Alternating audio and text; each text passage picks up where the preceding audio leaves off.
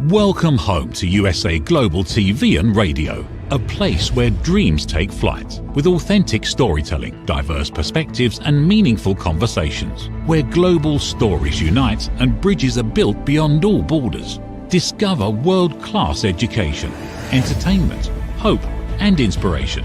Together, we're building bridges worldwide. Subscribe to our channel, USA Global TV. Download our app, USA Global TV. Be our guest or join our team. Visit usaglobaltv.com. Thanks to our founder and executive producer, Dr. Jacqueline Kerbeck. Music score by Yeffy Tang from Cloud Road Music.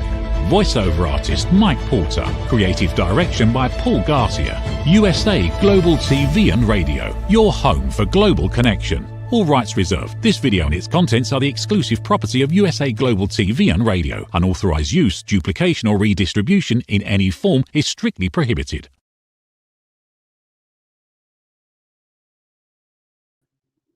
Good afternoon, everyone, and happy Monday.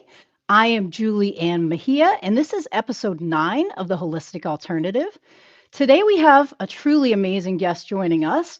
Her story inspired many survivors to explore cannabinoid therapies for their trauma. She became an advocate in the healthcare industry to raise awareness and connect patients to the best possible resources through her referral company. Her podcast, Let's Talk Cannabis, has created a safe place for patients and healthcare professionals to discuss cannabinoid therapies and terpenes, amongst other beautiful subject matter. Today is a great honor and privilege to welcome Sherry Bennett to the show. Sherry, thanks so much for joining us today. Thank you, Julie. So nice to see you. So nice to see your face today. I know, same, exactly. We've talked many times on the phone, so it's great to connect face to face and have you on the show today. Where are you joining us today? I'm based in Richmond Hill, Ontario, just a little bit north of Toronto, Canada. So it's very cold out today, but I'm having a wonderful, warm conversation with you today. So thank you. Excellent. So we're going to get right into it. I'd love for you, if you're comfortable, and whatever you're comfortable with, explaining how cannabis became a useful tool in your life. Right. So, for over, I think over 30 years now, I have been living with symptoms of PTSD, post-traumatic stress. And that was a result of a series of traumatic events that I had, over 30 years ago. And I started, at the advice of my doctors, my well-meaning doctors that would help me out, they asked me to consider starting an agency to help others who had gone through recovering from traumatic situations. So I launched my referral agency. I started talking with patients and doctors and lawyers from all over the world and talk about the benefits of cannabis medicine, because I had actually tried it as a teenager, and I found that cannabis helped me with focus and productivity. That's the short story. So I started helping ladies, driving them to medical appointments, and mostly senior women, and they thought that they had read that cannabis can help somewhat with arthritis, their arthritis pain. So I was thinking about it for a long time. I delved into the research. I studied the medical science. I started taking medical cannabis myself every day since 2016, I believe. And I had significant results in terms of but cannabis is not a magic bullet or a cure-all for anything, but it does help to minimize suffering. And for those of us living with symptoms of post-trauma, it can be life-saving medicine. It really, for sure, we have the evidence. It helps to minimize suffering. It minimizes the nightmares, flashbacks. And I don't know if you know, but those of us that have PTSD, it comes with debilitating anxiety. And for years and years, I was living in fight or flight mode, sitting with my back against the wall always when I'm in a public situation. And what well-meaning doctors do is typically they prescribe antidepressants and tranquilizers and sleeping pills. And those things just made me feel like I was operating on autopilot. I felt like I was a robot. There was really no joy in my life at all. And as I said, in 2016, I was on Ativan or something, I think for 20 years. And I weaned myself off successfully using CBD capsules. Wow, And the that's more and amazing. more I read about it and read and learned about the history of why this plant medicine was prohibited in the first place, the more I became interested in finding people with the specialized knowledge in here and trying to teach people that it's a safe, healthy way to heal from trauma, from traumatic situations.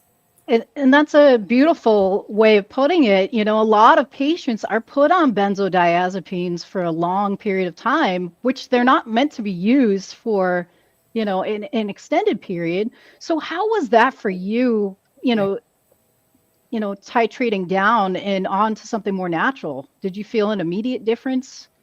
I did. After it was about 3 weeks. It takes about 3 weeks or so, but it's just amazing. I felt I have to describe it like it helps people become friendly with life again. There's we know that a lot of these antidepressants are good short term, yes, and some of them come with suicidal ideation. I remember my dad was a physician. My dad was a doctor, and he died in 1988, but I still had his compendium of pharmaceuticals, the big book that they give doctors. And I looked up Xanax from 35 years ago. And even that, in the compendium of pharmaceuticals, it states that these drugs like Xanax and Paxil and common antidepressants can come with suicidal ideation. So,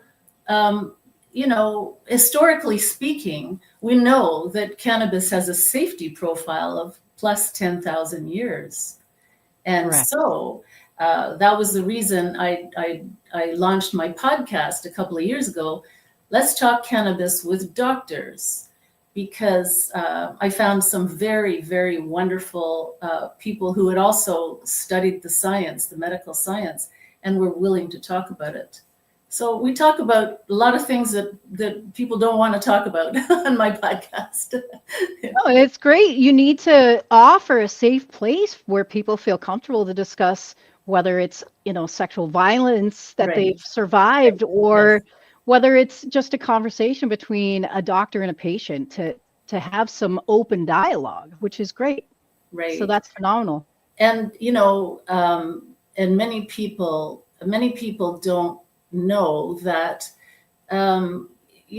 sexual violence is just, it's everywhere. It's unfortunately, we just heard recently about the horrifying case of a woman in France, Giselle Pellicot, and she was drugged by her husband and assaulted over a period of 10 years.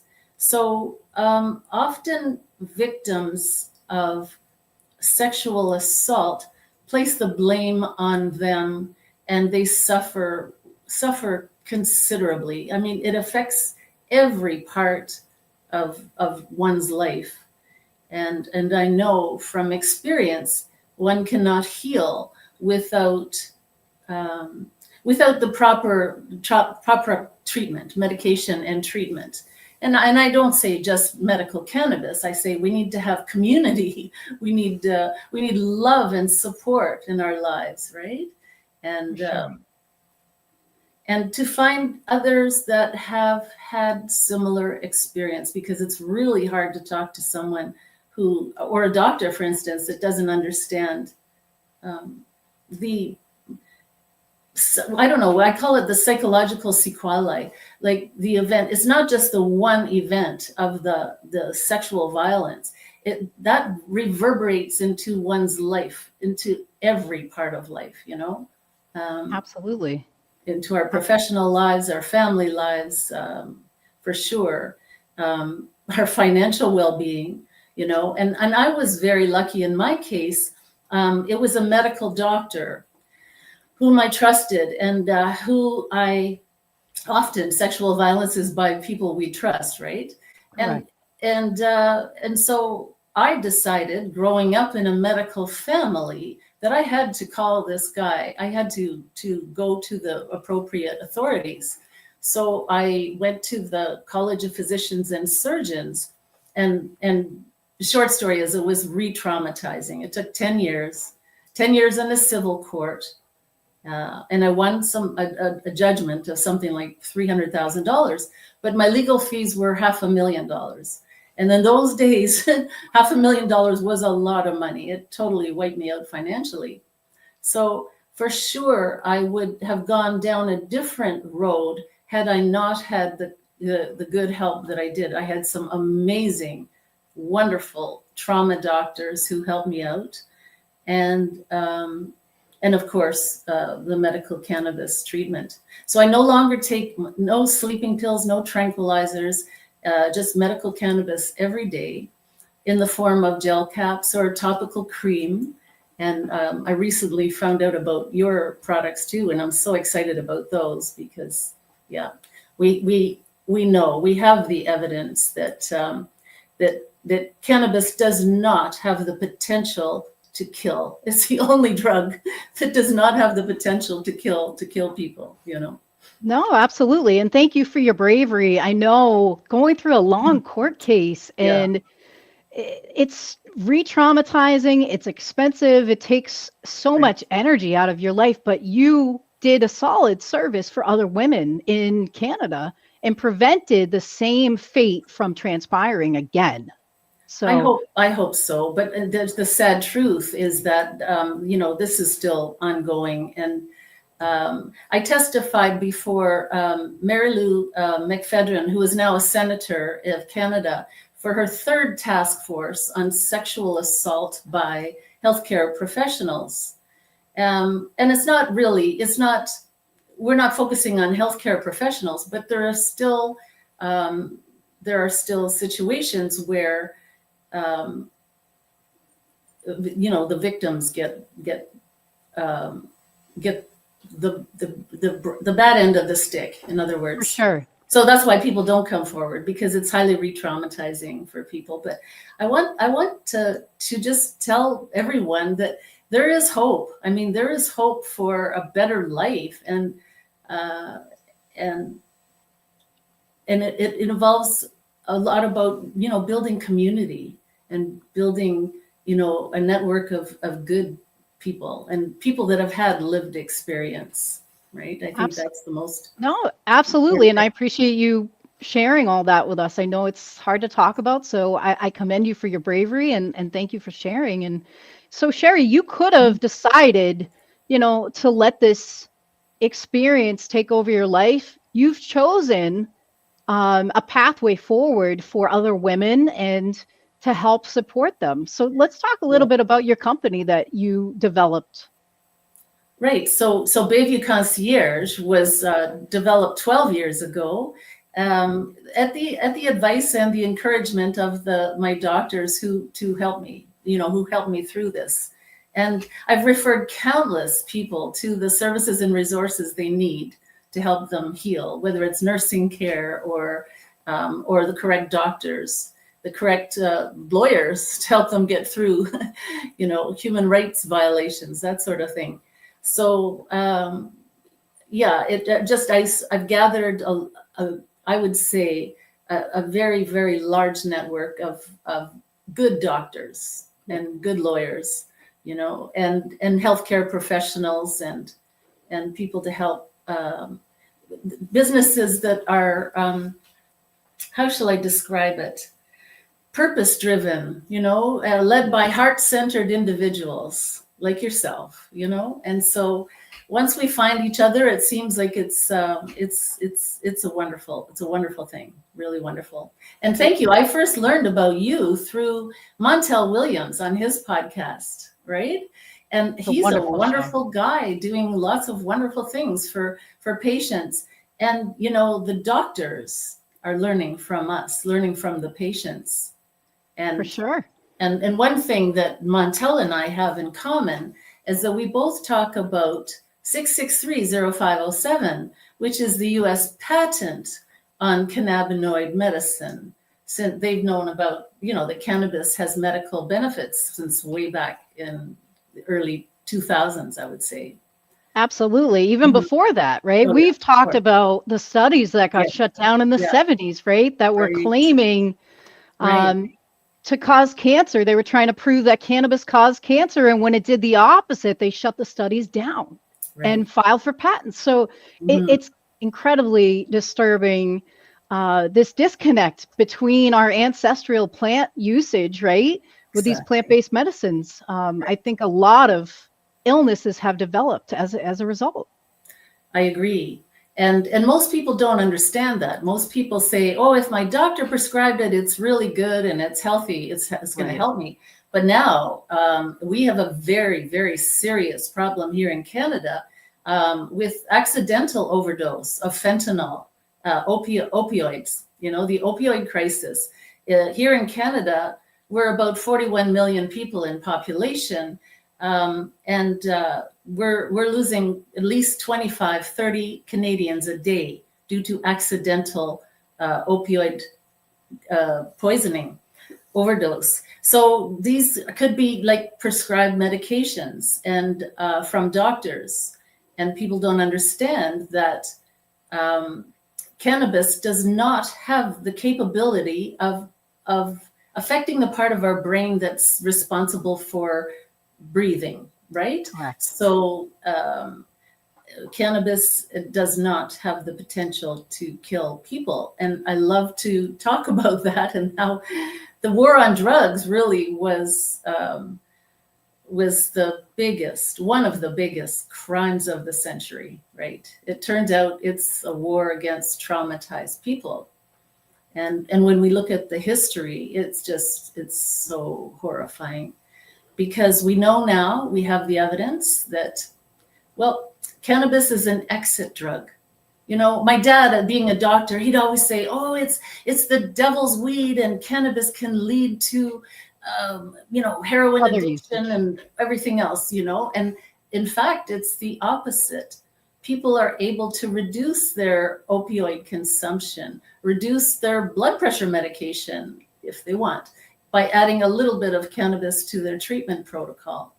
So, and when one understands how cannabis works so well with our human endocannabinoid system, like Correct. this is a system of the human body that was discovered in 1988 by a chemist named Dr. Raphael Mechoulam, as you know. And he isolated THC, I believe, in 1964, but the whole human endocannabinoid system was discovered in 1988. So this is the largest, it's the most monumental part of human physiology. And because of the laws and because of the stigma attached to this God-given plant here, it is not yet taught in med school. So I find that appalling. You know, our doctors, that means to me, oh, let's think about this, that our doctors are missing critical education about basic human physiology, right? So I agree. That's It's a human rights violation, Sherry. I mean, I believe yeah. it is. It's when they make plants illegal, it's Yeah. insane. Right. These systems were developed thousands of years ago. Our ancestors have been consuming, eating, applying topically, smoking these products for a system to develop to work in conjunction with our immune system. So when you're not activating your endocannabinoid function, Right. your body isn't optimally functioning, right? Exactly. And a lot of people don't know that perhaps some of these autoimmune diseases that are showing up now could be caused by because one's endocannabinoid system is dysregulated or something. So when we add cannabis into the treatment protocol, you know, tremendous results are seen. And now I really do believe we have to have a whole series about how we can help our children right? So help our children, because we know with children with autism, with epilepsy, seizure disorder, children with ADHD even do really well on cannabis medicine, and it won't, cause the horrible side effects that some well-meaning doctors prescribed, pharmaceutical drugs, right? Well, you and I have had this conversation, right? We have a number of children that unfortunately couldn't tolerate traditional synthetic pharmaceuticals for their epileptic conditions. Right. And we've actually been able to give these children their lives back. They can be kids again. So that's what it's all about. It's really like, if you're a doctor out there and you're listening, you take an oath to do no harm. So again, this should be added to every physician's list of substances that they support. Yes, I agree. And doctors do take an oath to first do no harm. And I do believe they are causing great harm if they do not authorize cannabis as a frontline treatment for certain medical conditions. And I think that we all need opioids. We all need morphine. If I have kidney stones, I'm going to be begging for morphine. I want morphine. I need that to help with the pain. But short term, and if I had a, root canal or, operation, we need to have fentanyl is very, very good in some cases and short term, but not for long term. For long term chronic pain and mental health, cannabis is the solution, is one of the solutions. And some people say, oh, well, I had a bad experience and I'm afraid of THC, right? So go slow, start low and go slow. And also, is it the THC? Could it be an allergy to something, or could it be pesticide poisoning or something? Correct. We don't know. So I advocate for safe, affordable, dignified access to cannabis. And I tell people, don't get it from Smiley on a street corner. And unfortunately, here in Canada, that's what's happening. More people are going to the illicit market. Given that even Canada, we legalized cannabis in 2018 for recreational use. And yeah, we have at least, I would say, 3,600 cannabis stores in Canada, and still people get it from the illicit market because our cannabis is being taxed. Absolutely. And in the medical stream, which I am a part, I get a doctor's authorization, and I order it through the medical stream. So that means I order it online with a doctor's authorization, and it comes directly mailed to me via Canada Post to my address. But sometimes patients have to wait 2-3 days for that, right? So there's a lot of things that we need to iron out. I mean, the policymakers and the politicians, and hopefully with this new change of guard in both countries, Canada and the United States, we will start to get the doctors involved, and hopefully the politicians will start to listen to the medical professionals that do know about this, and those of us who have lived experience and specialized knowledge in this field. Because I think that's huge though, Sherry, like from a safe access perspective, right? In the US, unfortunately, you can have your narcotics shipped to your house, right? Through your mail order prescription pharmacy services, but cannabis sent through the mail is completely illegal. There are still states in the US that aren't legalized, so people don't have safe access. So you guys are way ahead of us in that scheme of things. And I think, the problems are similar here. A lot of people don't trust the dispensary systems, right? Because a lot of times they're fudging their lab reports. They're putting out products that are subpar, that might have, been sprayed or have mold or something on them. And a lot of people are hesitant to go and switch from, a known specialist grower that they've been working with 20 plus years to, Joe Schmo's dispensary down the street. So one really has to be careful in this day and age now, because, the cannabis could be contaminated with with not only the deadly poisonous drugs, but like fentanyl, but mold, mold, mildew, pesticide, God forbid, spider mites. You got to be extremely careful, and this is medicine that we're ingesting. And by the way, the difference between medicine and poison is dosage. So, let's become educated and know your dose. And as we know, every single person on this planet, we all have fingerprints, right? But not one of us is the same. So my treatment protocol for PTSD might be completely different than my buddy who's a combat veteran just coming back from Afghanistan, sort of thing. So all I'm saying is nobody knows our bodies better than us, and it's important for us to work with our healthcare providers, our doctors and nurse practitioners, to find what the best fit is for us. So I choose to have THC in my system every day, cannabis. And even if I take a day off or so during the week or the weekend, but I take cannabis medicine every single day with significant results. And with cannabis, over time, you can actually reduce your amount if you wanted to. You don't have to keep, elevating the dose. You don't have to, like other drugs, you have to keep giving more and more to get the same effect, right? Oh, I agree. After I got injured, how I maintain my pain levels, right? I consume every night before bed. It's just something that gives my body that balance that it really needs against the neuropathic pain disorder that I developed from my work-related injury. So for me, I consume every night. I think it's a wonderful supplemental. It was 1,000 times better than taking the opiates or the ketamine that I was prescribed by physicians. I had no quality of life. I didn't know who I was on these substances. They really do change the whole facet of who you are as a whole person. Yes, that's great. And I find too, it's very hard to think, very hard to function when you can't focus and pay attention. And you sure can't heal from anything if you can't sleep.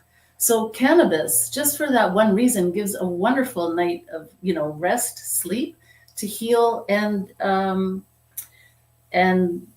I love to ingest things that don't have the possibility to kill me. I want to make sure I wake up in the morning. Right? No, absolutely. And so let's talk a little bit about how you're trying to develop some beautiful symposiums and events for women to learn about cannabinoid usage from experienced people that, can explain either their personalized experience or from a medical standpoint. Let's talk about some of those. Yeah, so in 2017, I started doing conferences and workshops, and mostly in my hometown of Richmond Hill, Ontario. I organized panel discussions at the Richmond Hill Center for the Performing Arts, and also the Bayview Golf and Country Club, because I didn't want to have my seminars in just any, community center. I wanted to make sure I'm trying to elevate the discussion here. And I would have people on my stage or on my panels that were that had the academic credentials and they understood, cannabis medicine in some way. And when I realized that this is really an issue that the lawyers need to be involved in, I started bringing in lawyers too. And I found the best of the best of the best. I found Dr. Barbara Mainville, who has 30 years experience as an emergency room physician and a coroner. And she is the co-host of my podcast, Let's Talk Cannabis with Doctors. And then I found Russell Bennett, who's the best cannabis lawyer in the world, right? I found the best of the best. There are cannabis lawyers and there are other cannabinoid specialists, physicians, but I found the ones with the most experience, the most knowledge, and they're self-taught. They were interested for their own reasons, and then it sort of branched out. So I started doing, and then I got asked to speak at human resources professional associations, and even property manager associations or conferences and that sort of thing. And then I started to be invited to local TV shows with a doctor. I'd always bring a doctor with me. And then pandemic happened. So we put a pause on everything for a while. I started talking more and more with people over Zoom calls and through my podcast. And that was a real actual benefit of the pandemic. I mean, we were able to talk with people in South Africa, in Australia, in Colombia, in Scotland. You know, it amazes me. I love talking to people about this subject, right? No, I think that's great. And so you've taken a small pause from the podcast. You've been doing a ton of interviews, including ours today. So what else do you have coming up for interviews? Yes. For interviews, I will be on, I was talking to my friends in Scotland, Simon McLean, who is the chairman of law enforcement. It used to be called Law Enforcement Against Prohibition. I think it's called Law Enforcement Action Partnerships now. So they have a podcast called Crime Time Inc. So that I will be on soon. I've been interviewed by Miguel Torres, who's a wonderful man in Florida. He has a podcast called The Conversation, Cannabis and Christianity. So I've been on his podcast about 4 times, and I can't wait. I'm going to do another segment with him soon. And cannabis. And then there was several in the United States, and a man called Mike MEJIA. He has a podcast. I think his podcast is called The Major Journey, right? But I'm trying really now to join our voices together and have people like them on my stage, but here in Canada. And they will be my podcast. I'm going to live stream Let's Talk Cannabis with Doctors live at the Bayview Golf and Country Club, and connect with other women business owners. That's a really great point, and something that I wrote down here to discuss with you. So in regards to future cannabis educational events, can you tell us a little bit about what you're planning for the HER 2025 Women's Summit? That's right. We have a wonderful network here in York Region, the Business Women's Network of York Region. And York Region is really 1.2 million people, but we value education, and we know that there is a gap, you know, in what people understand and medical information. This is going to be a medical, you know, series of conversations. So I like to have them at the Richmond Hill Center for the Performing Arts and at the Bayview Golf and Country Club. And we had a big symposium. It was called HER 2024. And we're going to ramp up, and we're getting ready for the fall of 2025 to gather women who have experienced, who have overcome domestic violence, or women and men. It's mostly women though. And we like to highlight the wonderful men who've helped us along the way too. So it's not just a women's thing, but absolutely. I think a lot of times, unfortunately, men are embarrassed when they have, violence against them, and they tend not to come forward, but there are probably just as many men that have had, domestic violence issues as women. I would say that that's true. And we really have to have this conversation, because typically, what's the root cause of addiction, for instance? It's basically trauma. If you look deep down inside, it's some kind of trauma. And we have to address the root causes of these things. And the first step one is, let's talk about it. And what do we do with the survivors? Like, the perpetrators seem to get all the attention, like the Bill Cosbys of the world, and the Jeffrey Epsteins, and the Harvey Weinsteins. And now we have this horrible case where Giselle Pellicot's husband drugged her over a period of 10 years. and assaulted her and offered her to 50 plus other women, other men. And it was filmed. The only way they caught him was because he was caught upskirting somebody in a grocery store, I think. But many women are assaulted regularly, and there is no proof, right? So this is a horrific case, but we should all pay attention to this and find ways how we can help the survivors and put the attention on healthy ways to heal from trauma, so that women and men who have been assaulted get the support they need to heal. And it's not easy. And one can't go through life alone. I say this over and over again. You can't go through life alone, and you cannot get through business alone either. We need the help of others. And it's really hard to trust, to be able to trust again. So that takes some time too, but there is hope. And I just want to say that with the right people, the right help, and it's available, and people need to start talking about this horrific subject. Yeah. No, I agree, and this is the first step. You've worked in a number of facilities in different areas of government and Yes. private sector. So again, Yes. from a government perspective as well, this needs to be talked about more openly in that sort of setting, because I feel like, working at some of these major organizations that are funded by the government, there's a lot of hush around. And you could probably attest to this better than I can. But Yes, there's a lot you're of right.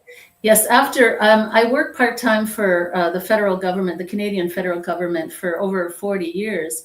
And often, senior managers aren't trained or not taught about being what I call trauma informed, right? Right. Like I knew for instantly when I talked to you, I knew that you understood, you are trauma informed.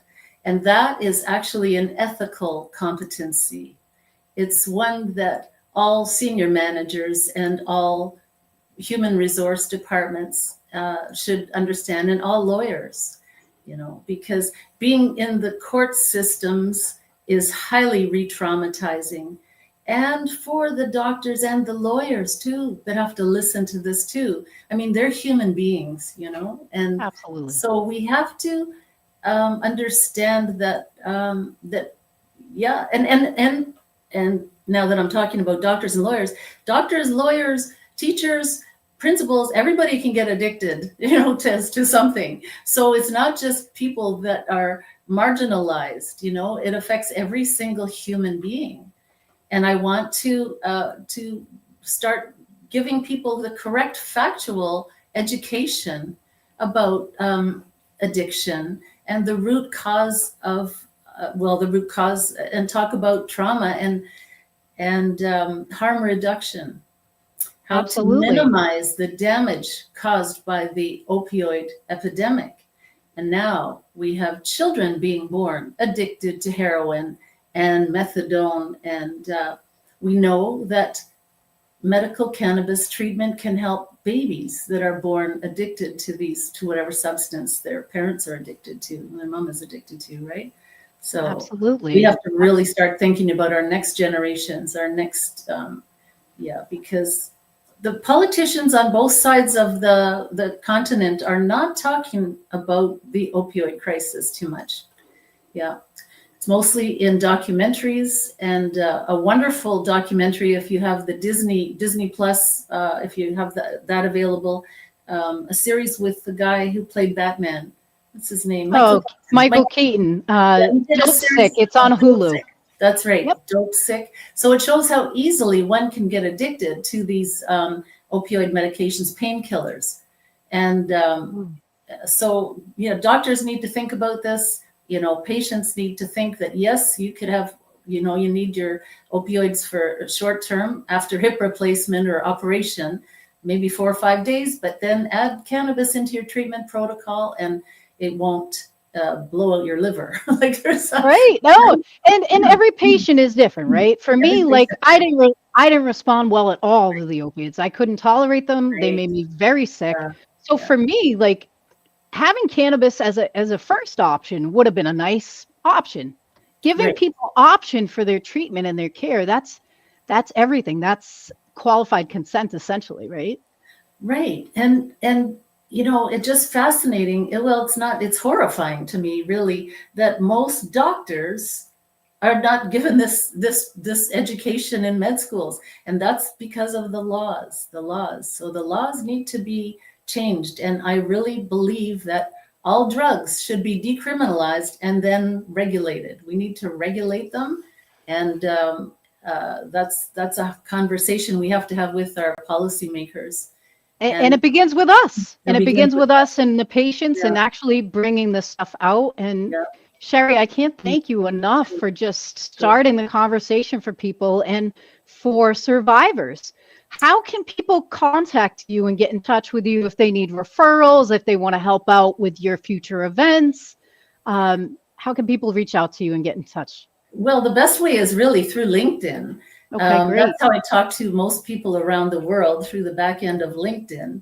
And or if you'd like to email me, my email is sherryschoice@proton.me. So I liked that name for my email address because I often talk to people and I assist them. I give them, like what has worked for me.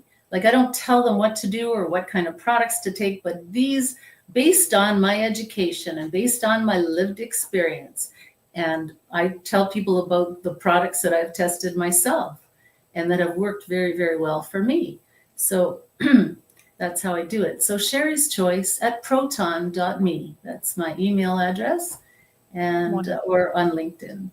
And Sherry, is there anything that you'd like to leave viewers with today as we wrap up?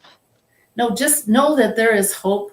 And, we learn from others. We learn from the lived experience of others. So, yeah, you might want to listen to my podcast called Let's Talk Cannabis with Doctors. And it's on Spotify and Apple, wherever you get your podcasts or wherever you listen to. And, it's good to talk with people that have had lived experience. And I just want to say there's hope. And we can have a life, we can have a better quality of life. Yeah. With education and the right healthy ways to heal from trauma, including medical cannabis treatment. Mm-hmm. Thank you so much, Sherry, for being a guest today and for your bravery and sharing your story. We hope that others will contact you and reach out for support.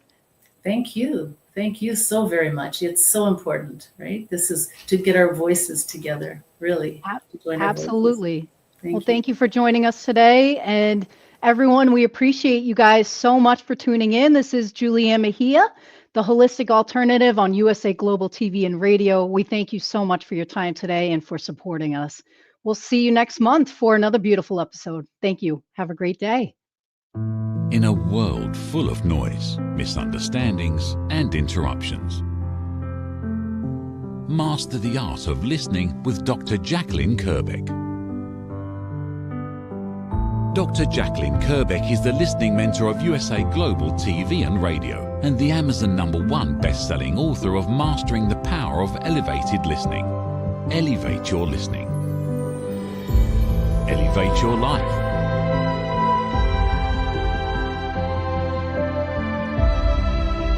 Join a global learning experience in person or via Zoom.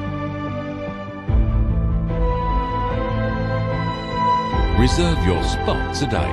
usaglobaltv.com/book-your-session or drjacqueline.thinkific.com. Join Dr. Kerbeck's listening courses or hire her to unlock deeper connections and authentic conversations. Have you ever felt unheard? Like your words float into a void, leaving you invisible and disconnected? How about feeling judged? when assumptions overshadow your truth, leaving you misunderstood and defensive. And then there's that moment when someone offers solutions you never asked for, dismissing your feelings and leaving you more frustrated than before. It doesn't have to be this way. Dr. Jacqueline Kerbeck, the listening mentor, understands.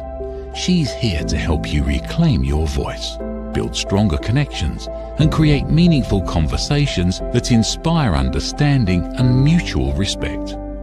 Through her groundbreaking books, online and in-person courses, and interactive workshops, you'll learn how to navigate life's most challenging interactions.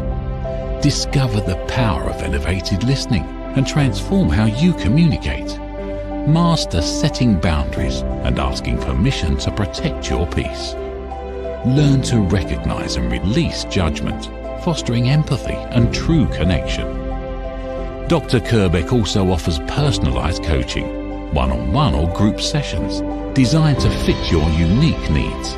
Whether in person or virtually on StreamYard, her guidance will empower you to thrive. You don't have to struggle alone. The path to deeper connections and better relationships start here.